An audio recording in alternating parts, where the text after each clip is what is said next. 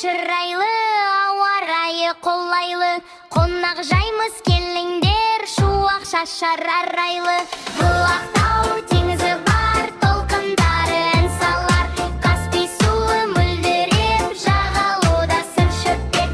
Бұл Қарағанды кеншілер, қазыналы мол жерлер, Сарыарқаның төрінде, еңбек қызған өңірде.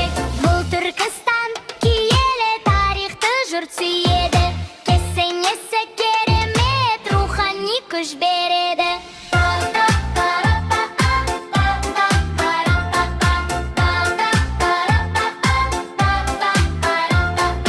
Әр қаласы бір әлем, Қазақстан андастарымызға дұғай сәлем.